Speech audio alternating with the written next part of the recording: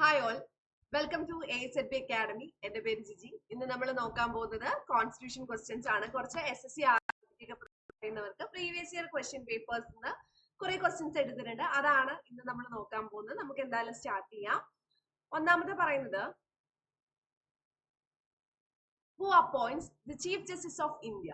Okay, chief justice of India ആരാണ് appoint ചെയ്യുന്നതാണ് ചോദിച്ചിരിക്കുന്നത്. Option A prime minister, option B president, option C the chief justice of supreme court, option D parliament. ഏതാണ് വരുന്നത്? ഉത്തരം അറിയുമെങ്കിൽ comment ചെയ്തോളൂ. ഏതാണ് വരുന്നത്?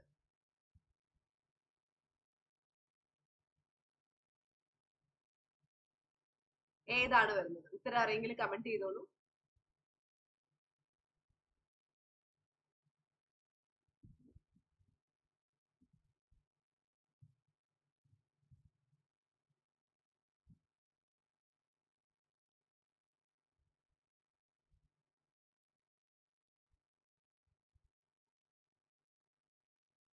ആൻസർ നോക്കാം, ഏതാ വരുന്നതെന്ന്.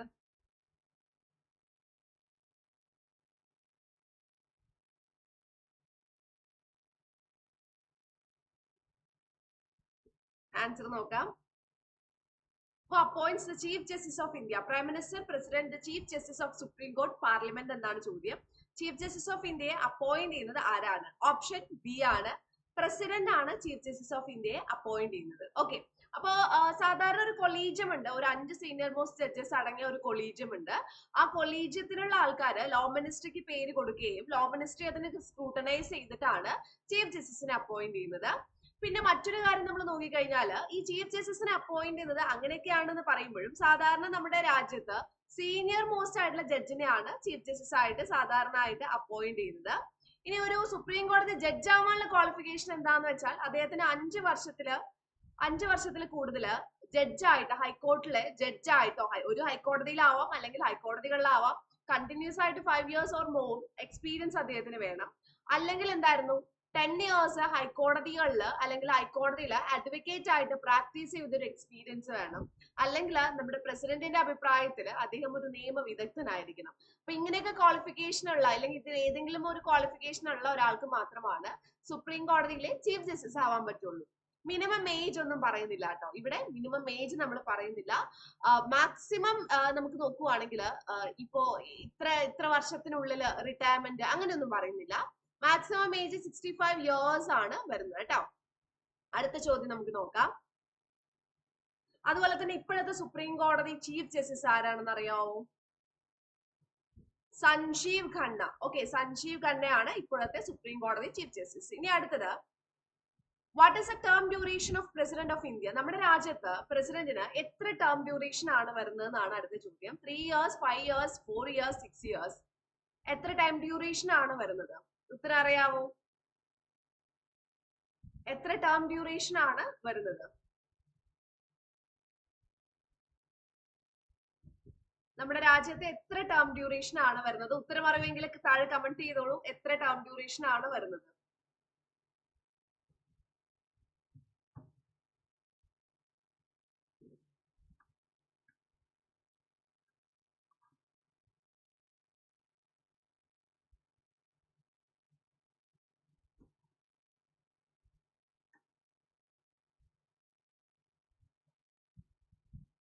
Three years, 5 years, 4 years, 6 years. Answer നോക്കാം. എന്തായിരുന്നു വരുന്നത്? 3 years, 5 years, 4 years, 6 years എന്ന് പറഞ്ഞാൽ 5 years ആണ്. 5 വർഷമാണ് മാക്സിമം വരുന്നത്. അപ്പൊ ഇതിനിടയിൽ ഇദ്ദേഹത്തിന് റിസൈൻ ചെയ്യണമെങ്കിൽ റിസൈൻ ചെയ്യാം. റെസിഗ്നേഷൻ ലെറ്റർ കൊടുക്കേണ്ടത് വൈസ് പ്രസിഡന്റിനാണ് കേട്ടോ. വൈസ് പ്രസിഡന്റിനാണ് റെസിഗ്നേഷൻ ലെറ്റർ കൊടുക്കേണ്ടത്. അതുപോലെ പ്രസിഡന്റിന്റെ ഓത്ത് എടുത്തു കൊടുക്കുന്നത് ആരാണ് ചോദിച്ചു കഴിഞ്ഞാൽ, ചീഫ് ജസ്റ്റിസ് ഓഫ് ഇന്ത്യ ആണ് പ്രസിഡന്റിന് ഓത്ത് എടുത്തു കൊടുക്കുന്നത്. ഇനി ഇതിന്റെ ഇടയിൽ എപ്പോഴും വേണമെങ്കിൽ റിസൈൻ ചെയ്യാം. അതുപോലെ തന്നെ എന്തായിരുന്നു, ഇദ്ദേഹത്തിനെ റിമൂവ് ചെയ്യാം. റിമൂവൽ പ്രോസസ്സിന് പറയുന്ന പേരാണ് ഇംപീച്ച്മെന്റ് എന്ന് പറയുന്നത്. റിമൂവൽ പ്രോസസ്സിന്റെ പേരാണ് ഇംപീച്ച്മെന്റ് എന്ന് പറയുന്നത്.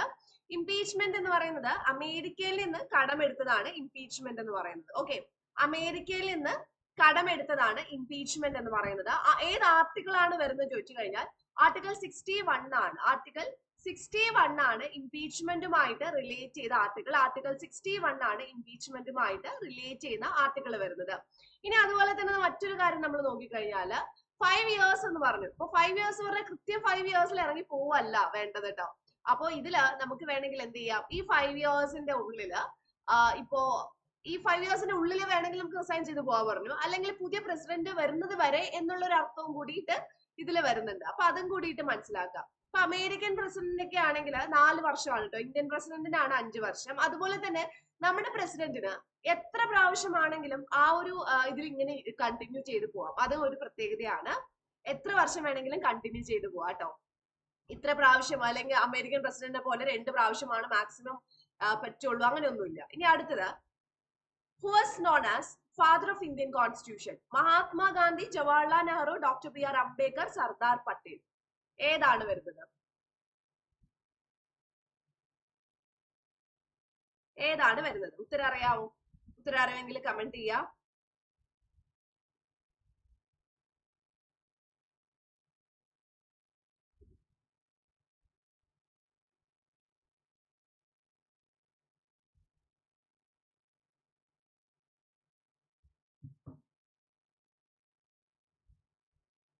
Mahatma Gandhi, Jawaharlal Nehru, doctor B R Ambedkar, Sardar Patel. ഏതാ വരുന്നത്?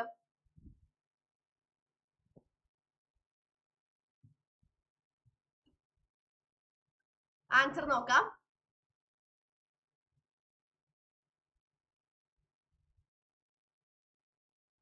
ഫാദർ ഓഫ് ഇന്ത്യൻ കോൺസ്റ്റിറ്റ്യൂഷൻ എന്ന് പറയുന്നത് ഏതായിരുന്നു? ഡോക്ടർ ബി ആർ അംബേദ്കർ ആണ്. ഇനി ഫാദർ ഓഫ് നേഷൻ എന്ന് ചോദിച്ചു കഴിഞ്ഞാലാണ് മഹാത്മാഗാന്ധി. ഫാദർ ഓഫ് നേഷൻ എന്ന് ചോദിച്ചു കഴിഞ്ഞാൽ മഹാത്മാഗാന്ധി ആണ്. Doctor B R Ambedkar father of Indian constitution ആണ് വരുന്നത്. അതുപോലെ തന്നെ ജവഹർലാൽ നെഹ്റു ആരാണ്? പ്രിയാമ്പിളിന്റെ ആർക്കിടെക്ട് ആണ് ജവഹർലാൽ നെഹ്റു. പ്രിയാമ്പിളിന്റെ ആർക്കിടെക്ട് ആണ് ജവഹർലാൽ നെഹ്റു. പിന്നെ doctor B R Ambedkar drafting കമ്മിറ്റിയുടെ ചെയർമാൻ ആണ്. ഡോക്ടർ ബി ആർ അംബേദ്കർ ആരാണ്? ഡ്രാഫ്റ്റിംഗ് കമ്മിറ്റിയുടെ ചെയർമാൻ ആണ്. പിന്നെ സർദാർ വല്ലഭായ് പട്ടേൽ വരുന്നുണ്ട്. സർദാർ വല്ലഭായ് പട്ടേൽ എന്ന് പറയുന്നത് ഫണ്ടമെന്റൽ റൈറ്റ്സിന്റെ ശില്പിയാണ് വരുന്നത്. അടുത്തത്, what is the preamble of Indian Constitution? An introduction, the beginning, the preface, the prologue. ഏതാ വരുന്നത്? What is the preamble of Indian Constitution എന്നാണ് പറയുന്നത്. What is the preamble of Indian Constitution? An introduction, the beginning, the preface, the prologue. The introduction, an introduction, the beginning, the preface, the prologue. ഏതാ വരുന്നത്? എല്ലാം കേൾക്കുമ്പോൾ ഒരേപോലെ ഉണ്ട് അല്ലെ? എല്ലാം കേൾക്കുമ്പോൾ ഒരേപോലെ ഉണ്ട്, പക്ഷെ എന്നാൽ പോലും ഒരേപോലെ അല്ല. കേൾക്കുമ്പോൾ മാത്രമാണ് ഒരേപോലെ ഉള്ളത്, പക്ഷെ ഒരേപോലെ അല്ല. ഏതാ വരുന്നത്?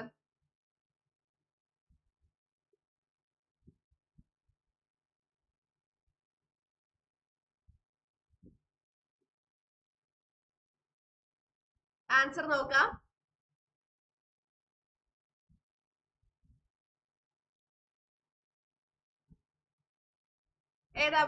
ഏതാ വരുന്നത്?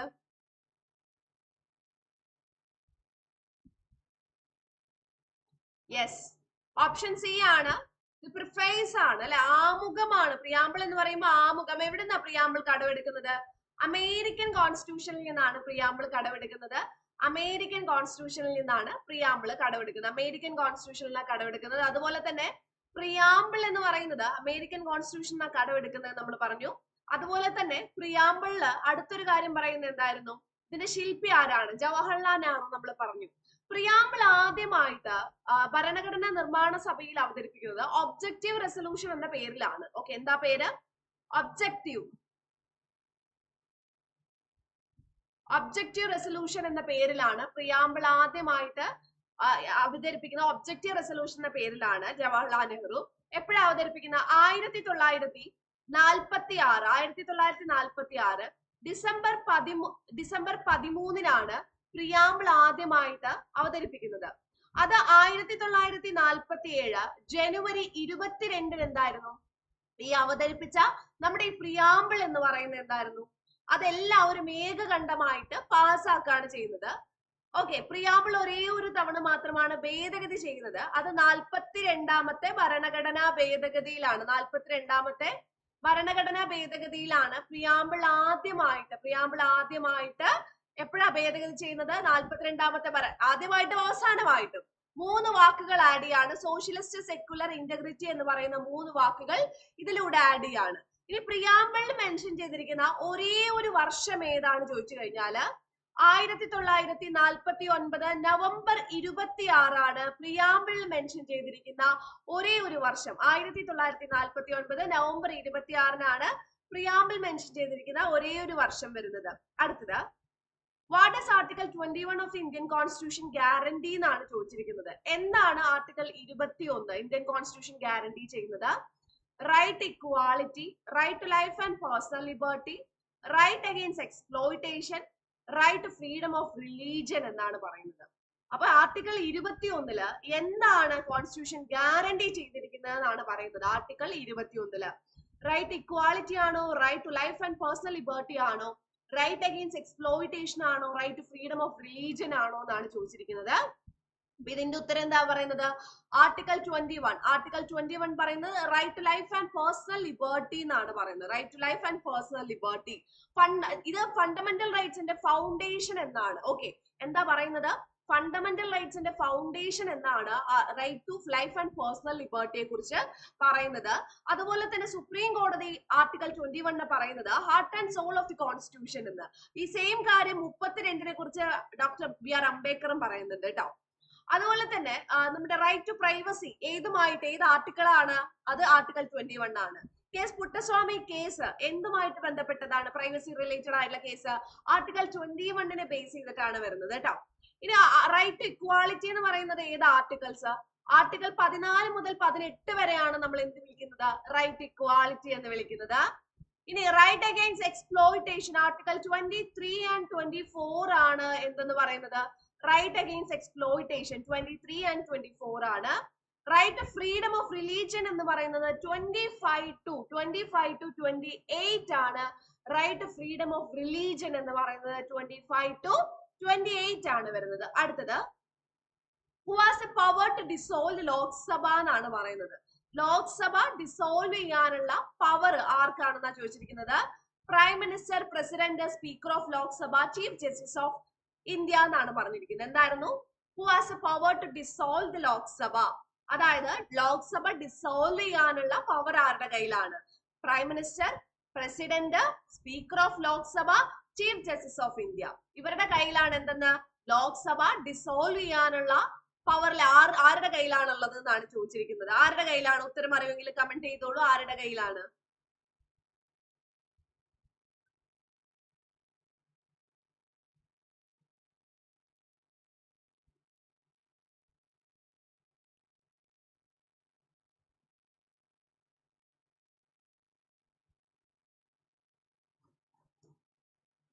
ഉത്തരം അറിയുമെങ്കിൽ കമന്റ് ചെയ്തോളൂ.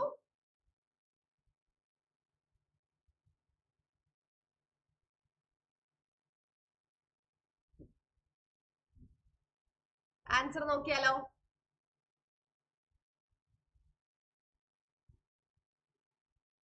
ആൻസർ നോക്കാല്ലേ. അപ്പൊ ലോക്സഭ ഡിസോൾവ് ചെയ്യാനുള്ള പവർ ആരുടെ കയ്യിലാണ്? ലോക്സഭ ഡിസോൾവ് ചെയ്യാനുള്ള പവർ എന്ന് പറയുന്നത് പ്രസിഡന്റിന്റെ കയ്യിലാണ് അല്ലെ. പ്രസിഡന്റിന് മാത്രമാണ് എന്ത് ചെയ്യാൻ പറ്റുള്ളൂ? ലോക്സഭ ഡിസോൾവ് ചെയ്യാൻ പറ്റുള്ളൂ എന്ന്. ലോക്സഭ മാത്രമാണ് ഡിസോൾവ് ചെയ്യാൻ പറ്റുള്ളൂ. രാജ്യസഭ എന്ന് പറയുന്നത് ഒരു പെർമനന്റ് ആയിട്ടുള്ള ഹൗസ് ആണ്, ഡിസോൾവ് ചെയ്യാൻ പറ്റില്ല. ഇനി ലോക്സഭയുടെ ആർട്ടിക്കിൾ എന്ന് ചോദിച്ചു കഴിഞ്ഞാൽ ആർട്ടിക്കിൾ 81 ആണ് ലോക്സഭയുമായി ബന്ധപ്പെട്ട് കിടക്കുന്ന ആർട്ടിക്കിൾ എന്ന് പറയുന്നത്. ലോക്സഭ ഓക്കെ, ലോക്സഭയുടെ ഹെഡ് ആരാണ്? ലോക്സഭ സ്പീക്കർ ആണ് ഹെഡ്. ആ സ്പീക്കർ ആണ്. ബ്രിട്ടനിൽ നിന്നാണ് സ്പീക്കർ എന്ന് പറയുന്ന ആശയം നമ്മൾ എടുക്കുന്നത്. ആർട്ടിക്കിൾ 93 സ്പീക്കറുമായിട്ട് ബന്ധപ്പെട്ടതാണ്. അതുപോലെ തന്നെ നമ്മൾ നോക്കുവാണെങ്കിൽ ലോക്സഭ ഇനിയിപ്പോ നമ്മൾ ഡിസോൾവ് ചെയ്യാനുള്ള പവർ ഉണ്ട്. സാധാരണ ഒരു നോർമൽ ടെന്യൂർ എന്ന് പറയുന്നത് 5 വർഷമാണ് അല്ലെ. ഓട്ടോമാറ്റിക് ആയിട്ട് ഡിസോൾവ് ആവും 5 വർഷം, ഓരോ 5 വർഷം കൂടുമ്പോ. അഥവാ എമർജൻസി ഒക്കെ വരുന്ന സിറ്റുവേഷനിലാണെങ്കിൽ എന്തായിരുന്നു? ഈ 5 വർഷം എന്നുള്ളത് വീണ്ടും 1 ഇയർ എക്സ്റ്റെൻഡ് ചെയ്യാനുള്ള പവർ ഉണ്ട് കേട്ടോ. ലോക്സഭയുടെ ആദ്യത്തെ സ്പീക്കർ GV മാവലങ്കർ ആയിരുന്നു. ലോക്സഭയുടെ ആദ്യത്തെ സ്പീക്കർ. ഇപ്പോഴത്തെ ലോക്സഭയുടെ സ്പീക്കർ ഓം ബിർള ആണ് കേട്ടോ. ഇപ്പോഴത്തെ ലോക്സഭയുടെ സ്പീക്കർ ആരാണ്? ഓം ബിർള ആണ് ഇപ്പോഴത്തെ ലോക്സഭയുടെ സ്പീക്കർ എന്ന് പറയുന്നത്. 2ാമത്തെ പ്രാവശ്യമാണ് ഓം ബിർള ലോക്സഭ സ്പീക്കർ ആവുന്നത്. അടുത്ത ചോദ്യം ഇതാണ്. The term of office for a member of Rajya Sabha is. എത്രയാണ് രാജ്യസഭ മെമ്പറിന്റെ ടേം എന്ന് ചോദിക്കുകയാണ്. 3, 5, 6, 2 എത്രയാണ് ടേം വരുന്നത്? എത്രയാണ്?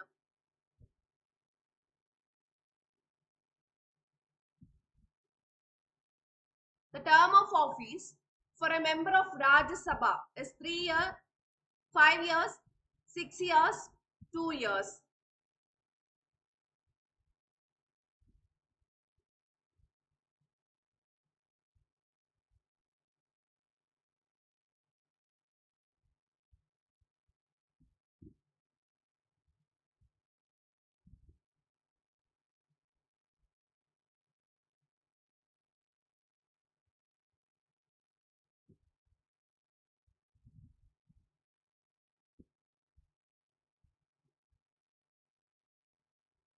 എത്രയാണ് വരുന്നത്? ഉത്തരം അറിയാവോ?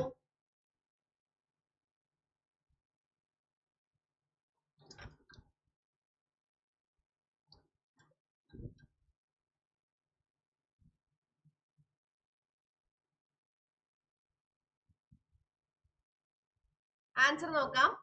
ടേം എന്ന് പറയുന്നത് 6 ഇയേഴ്സ് ആണ്. ഒരു രാജ്യസഭ അംഗത്തിന്റെ കാലാവധി എന്ന് പറയുന്നത് 6 വർഷമാണ്. രാജ്യസഭയുടെ അല്ല. രാജ്യസഭ എന്ന് പറയുന്നത് എന്തായിരുന്നു? ഒരു സ്ഥിരമായിട്ടുള്ള സഭയാണ്. രാജ്യസഭ എപ്പോഴും ഒരു സ്ഥിരമായിട്ടുള്ള സഭയാണ്.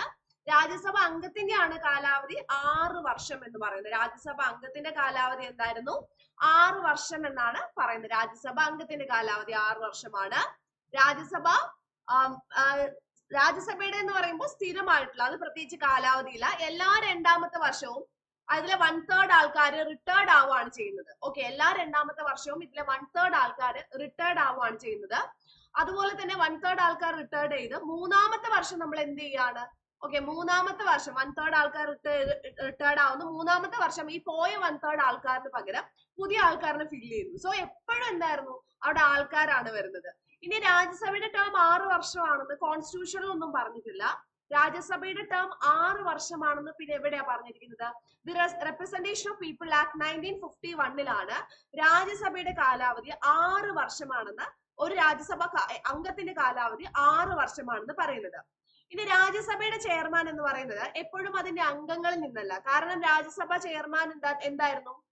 ജഗ്ദീപ് ധൻഖർ ആണ് ഇപ്പോഴത്തെ ചെയർമാൻ. അദ്ദേഹം ആരാണ്? Vice president.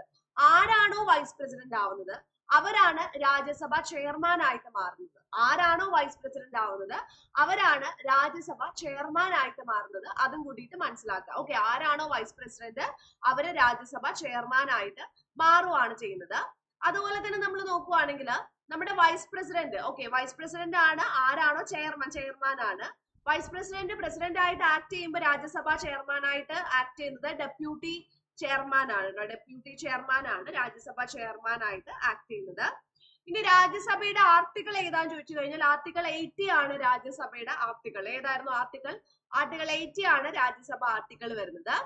അടുത്തത്, the attorney general of India is appointed by. അപ്പൊ ആരാണ് നമ്മുടെ അറ്റോർണി ജനറലിനെ അപ്പോയിന്റ് ചെയ്യുന്നതെന്നാണ് ചോദിക്കുന്നത്. President, prime minister, chief justice of India, Lok Sabha. ആരാണ്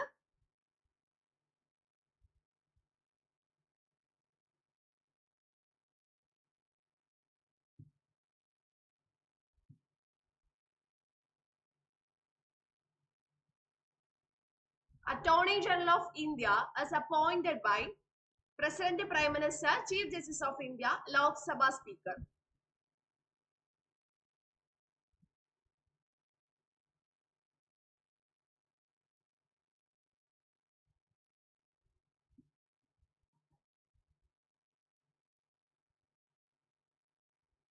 ആൻസർ നോക്കാം. അറ്റോർണി ജനറൽ ഇന്ത്യ എന്ന് പറയുമ്പോൾ നമ്മുടെ രാജ്യത്തെ ഹയസ്റ്റ് ലീഗൽ ഓഫീസർ ആണ്. ആർട്ടിക്കിൾ 76 അറ്റോർണി ജനറലിനെ കുറിച്ച് പറയുന്നത്. ഇദ്ദേഹത്തെ അപ്പോയിന്റ് ചെയ്യുന്നത് പ്രസിഡന്റ് ആണ്.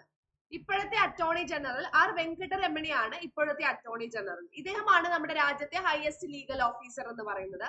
ഇപ്പൊ പ്രസിഡന്റിന് അഡ്വൈസ് വേണമെങ്കിൽ സുപ്രീം കോടതി ചീഫ് ജസ്റ്റിസിനോട് ചോദിക്കുന്നൊക്കെ പറയുന്നില്ലേ, അതിന്റെ ഇടനിലക്കാരനായി നിൽക്കുന്നത് അറ്റോർണി ജനറൽ ആണ്. ഇനി 2ാമത്തെ ലീഗൽ ഓഫീസർ ഉണ്ട്, അത് സോളിസിറ്റർ ജനറൽ ആണ്. ഇപ്പോഴത്തെ സോളിസിറ്റർ ജനറൽ തുഷാർ മേത്തയാണ് കേട്ടോ. തുഷാർ മേത്തയാണ് ഇപ്പോഴത്തെ നമ്മുടെ സോളിസിറ്റർ ജനറൽ എന്ന് പറയുന്നത്. തുഷാർ മേത്തയാണ് ഇപ്പോഴത്തെ സോളിസിറ്റർ ജനറൽ. സോളിസിറ്റർ ജനറലിനെ സഹായിക്കാൻ വേണ്ടിയിട്ട് 4 അഡീഷണൽ സോളിസിറ്റർ ജനറൽമാരുണ്ട്. 4 അഡീഷണൽ സോളിസിറ്റർ ജനറൽമാരും നമുക്കുണ്ട്. ഓക്കെ, ഇനി അടുത്തത്, which constitutional amendment reduced or lowered voting age from 21 to 18? 21 നമ്മുടെ വോട്ടിംഗ് ഏജ് ഉണ്ടായിരുന്നത് അല്ലെ, അതിനെ 18 ആക്കിയത് ഏത് ഭരണഘടനാ ഭേദഗതിയാണെന്നാണ് ചോദിച്ചിരിക്കുന്നത്. 42nd constitutional amendment, 44th, 61st, 73rd.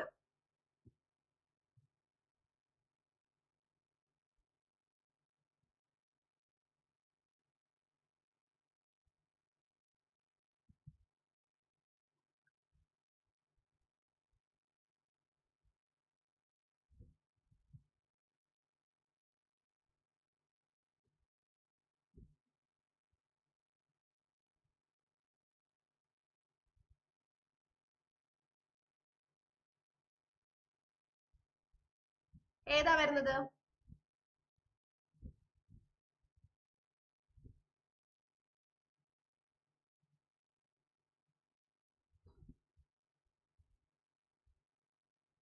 Answer നോക്കാം. ഓപ്ഷൻ സി ആണ്. 1989 61ാമത്തെ ഭരണഘടനാ ഭേദഗതി അനുസരിച്ചാണ് 21 വയസ്സിൽ നിന്നും 18 വയസ്സായിട്ട് വോട്ടിംഗ് ഏജ് മാറ്റുന്നത്. 21 വയസ്സായിരുന്നു, അതിൽ നിന്നും 18 വയസ്സാക്കി മാറ്റുവാണ്. രാജീവ് ഗാന്ധി ഗവൺമെന്റിന്റെ കാലഘട്ടത്തായിരുന്നു അത് മാറ്റുന്നത്. ഓക്കെ, ഇനി ബാക്കിയുള്ള ഭേദഗതിയെ കുറിച്ച് പ്രധാനപ്പെട്ട 1-2 കാര്യങ്ങൾ നോക്കാം. 42ാമത്തെ ഭരണഘടനാ ഭേദഗതിയിലൂടെയാണ് ഫണ്ടമെന്റൽ ഡ്യൂട്ടീസ് ആഡ് ചെയ്യുന്നത്, പ്രിയാമ്പിളില് 3 വാക്ക് ഉൾപ്പെടുത്തുന്നത്. ഇതിനെ വിളിക്കുന്നതാണ് മിനി കോൺസ്റ്റിറ്റ്യൂഷൻ എന്നാണ് ഇതിനെ വിളിക്കുന്നത്.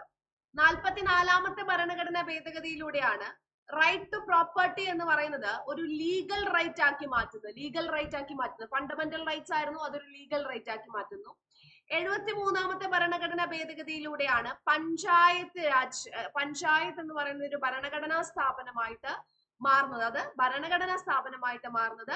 73ാമത്തെ ഭരണഘടനാ ഭേദഗതിയിലൂടെയാണ് ഭരണഘടനാ സ്ഥാപനമായിട്ട് മാറുന്നത്. ഓക്കെ, ഇത് പ്രകാരമാണ് 73ാമത്തെ പ്രകാരമാണ് 11ാമത്തെ ഷെഡ്യൂൾ ക്രിയേറ്റ് ചെയ്യുന്നത് അല്ലെ. 11ാമത്തെ ഷെഡ്യൂൾ ഭരണഘടനയിൽ ഉണ്ടാവുന്നത് ഏതായിരുന്നു? 73ാമത്തെ ഭരണഘടനാ ഭേദഗതി വെച്ചിട്ടാണ്. അതേപോലെ തന്നെ അത് മാത്രമല്ല, 9ാമത്തെ പാർട്ട് 73ാമത്തെ ഭരണഘടനാ ഭേദഗതിയിലോട്ടാണ് 9ാമത്തെ പാർട്ട്.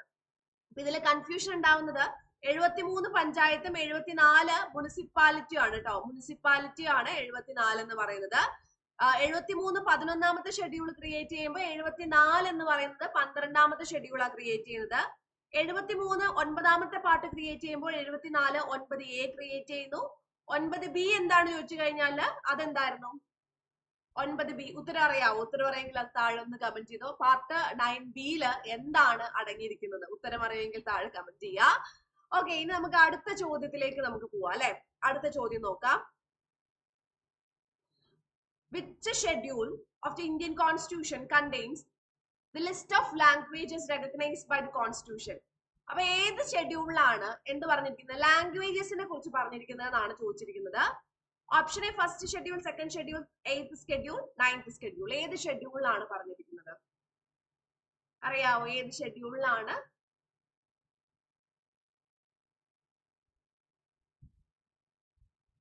ഉത്തരം അറിയെങ്കിൽ താഴെ കമന്റ് ചെയ്യാം.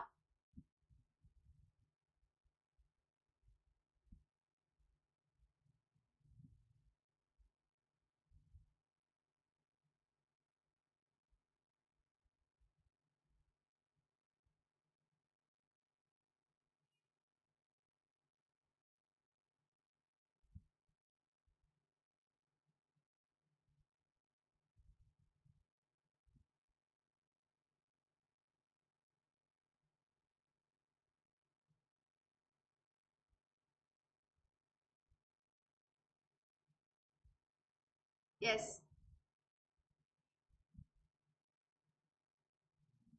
ആൻസർ നോക്കിയാലോ. 8th ഷെഡ്യൂളിലാണ് ലാംഗ്വേജസ് വരുന്നത്. ഇപ്പൊ നമുക്ക് 22 ലാംഗ്വേജസ് ആണ് ഉണ്ടായിരുന്നത്. ഇപ്പോ 8th ഷെഡ്യൂള് നിലവിൽ വരുമ്പോൾ 14 ലാംഗ്വേജസ് ആണ് ഉള്ളത്. നമ്മൾ എക്സാമിലൊക്കെ നമ്മൾ നോക്കുമ്പോൾ നിങ്ങൾക്ക് ഇത്ര ഭാഷകളിൽ എഴുതാമെന്ന് പറഞ്ഞിട്ട് കാണിക്കുന്ന 22 ലാംഗ്വേജ് ആണ് 8th ഷെഡ്യൂളിൽ ഉള്ളത് കേട്ടോ. അതുപോലെ തന്നെ നമുക്ക് ഈ ഒരു 8th ഷെഡ്യൂളിലുള്ള ഒരേ ഒരു വിദേശ ഭാഷ എന്നൊക്കെ ചോദിക്കാറുണ്ട്, അത് നേപ്പാളിയാണ്. പിന്നെ ഇംഗ്ലീഷ് എന്തായിരുന്നു 8th ഷെഡ്യൂളിൽ? ഒരു ഭാഷയല്ല ഇംഗ്ലീഷ് എന്ന് പറയുന്നത്. മലയാള ഭാഷയാണ് ഇംഗ്ലീഷ്, പക്ഷെ 8th ഷെഡ്യൂളിൽ ഒരു ഭാഷയല്ല. ഇനി ആദ്യത്തെ സ്കെഡ്യൂളിൽ പറയുന്നത് യൂണിയൻ ആൻഡ് ഇറ്റ്സ് ടെറിട്ടറിയെ കുറിച്ചാണ്. ആദ്യം അതിന്റെ ടെറിട്ടറീസിനെ കുറിച്ചൊക്കെയാണ് ഫസ്റ്റ് സ്കെഡ്യൂളിൽ പറയുന്നത്. സെക്കൻഡ് സ്കെഡ്യൂളിൽ പറയുന്നത് സാലറിയും അലവൻസ് ആണ്. പ്രസിഡന്റിന്റെ, അതുപോലെ തന്നെ ഗവർണറിന്റെ, സ്പീക്കറിന്റെ, ഡെപ്യൂട്ടി സ്പീക്കറിന്റെ, അതുപോലെ തന്നെ ചെയർമാന്റെ, ഡെപ്യൂട്ടി ചെയർമാന്റെ, ജഡ്ജസിന്റെ, ഇവരുടെയൊക്കെ എന്തായിരുന്നു സാലറിയും അലവൻസും മറ്റും കാര്യങ്ങളൊക്കെയാണ് രണ്ടാമത്തെ സ്കെഡ്യൂളിൽ പറയുന്നത്. ഇനി അടുത്തത് 9ാമത്തെ സ്കെഡ്യൂളിലാണ്. ഇപ്പോൾ ലാൻഡ് റിഫോംസുമായി ബന്ധപ്പെട്ട നിയമങ്ങളെല്ലാം വരുന്നത് 9ാമത്തെ സ്കെഡ്യൂളിലാണ്. റിസർവേഷനുമായിട്ട് ബന്ധപ്പെട്ട കുറെ കാര്യങ്ങളൊക്കെ 9ാമത്തെ സ്കെഡ്യൂളിലാണ് ഉൾപ്പെടുത്തിയിരിക്കുന്നത് കേട്ടോ. അപ്പൊ ഇന്ന് നമുക്ക് ഇത്രയും ചോദ്യങ്ങളാണ് ഇന്ന് നമുക്ക് പഠിക്കാനുള്ളത്. ഇനി നമ്മുടെ റെയിൽവേയുടെ ഗ്രൂപ്പ് ഡിയുടെ ഒരു ബാച്ച് നമുക്കുണ്ട്. ഈ ബാച്ചിൽ നിങ്ങൾക്ക് എല്ലാവർക്കും സ്വാഗതം കേട്ടോ. ഈ ബാച്ചിൽ നിങ്ങൾക്ക് ജോയിൻ ചെയ്യാവുന്നതാണ്. ഈ ബാച്ചിൽ നിങ്ങൾ ജോയിൻ ചെയ്യുന്ന സമയത്ത് നിങ്ങൾക്ക് ലൈവ് ക്ലാസ്സുകളും റെക്കോർഡ് സെഷനും അതുപോലെ തന്നെ മോക്ക് ടെസ്റ്റും ഇങ്ങനെയുള്ള എല്ലാ കാര്യങ്ങളും നിങ്ങൾക്ക് ലഭിക്കും. ഓക്കെ, ഇങ്ങനെയുള്ള എല്ലാ കാര്യങ്ങളും നിങ്ങൾക്ക് ലഭിക്കും. അപ്പൊ നിങ്ങൾക്ക് ഈ ബാച്ചിൽ ജോയിൻ ചെയ്യാൻ വേണ്ടിയിട്ട് JI എന്ന് പറയുന്ന കോഡ് ഉപയോഗിക്കുകയാണെങ്കിൽ 20% ഡിസ്കൗണ്ടിൽ നിങ്ങൾക്ക് ഈ ഒരു ബാച്ചിൽ ജോയിൻ ചെയ്യാം. ഇനി ഫർദർ എന്തെങ്കിലും കൂടുതൽ അറിയണമെങ്കിൽ ഈ നമ്പറിൽ ഒന്ന് കോൺടാക്ട് ചെയ്താൽ മതി കേട്ടോ. പിന്നെ ഇത്രയാണ് പറയാനുള്ളത്. വീണ്ടും അടുത്തൊരു സെഷനിൽ കാണാം. ബൈ.